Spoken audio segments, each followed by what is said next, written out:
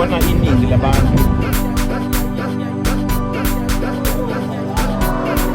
sebenza phansi abantu emotweni nayi ngaleni ilele abantu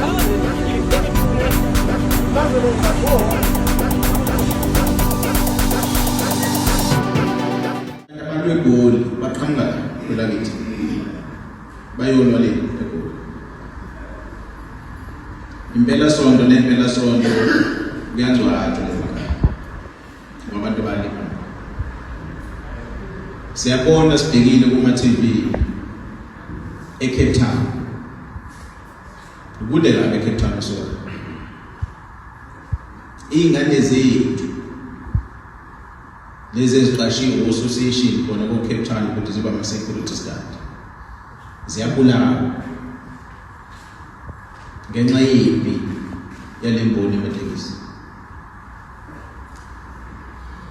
Ngithela ndaba ngibuza lempi kade sikhuluma nabo izolo yibo bebengaphelele. Ngababuza ukuthi njengoba belwa nje ukuthi ubani ulayishaphi ubani ulayishaphi ngase ngibabuza ukuthi lamabhasi amakhulu ahambayo la oGreyhound Intercape njalo awadluli la axosha abantu baqhubeka basho bona futhi athi hayi ithi manje ubani owanyusayo utheni ngawabuzo nipermit athola kanjani izathi ngoba mhlambe wona inkampani zabelungu elehlonishonile noma bahlonipha ngoba bayazi ukuthi make nathi ngiqala impi nabo ngeke bazi ukuthi la kuyakini abakini abamnyama ababethi balayisha nibakhiphela isibhamu nizifaka bona insizwe ngifuna ukubabonisa ukuthi angasaba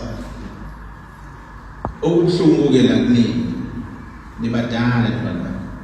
akusibona abafana abancane kodwa nibadala inini niphethe umsebenzi inini abantu bomsebenzi nikhethi leadership abantu abazonibheka ku association kodwa nina abaphathi bama-permit nina abaphathi bemoto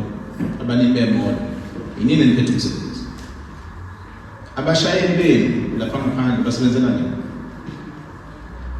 zonke into abazenzayo ilezi ezishoyo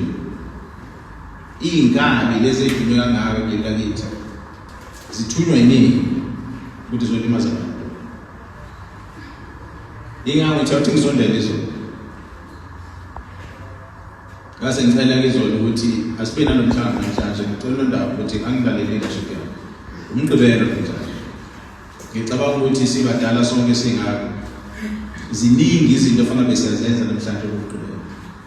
esizibeke eceleni ngoba sifuna ukuthula sathi asize abanye ofanele besemcimbini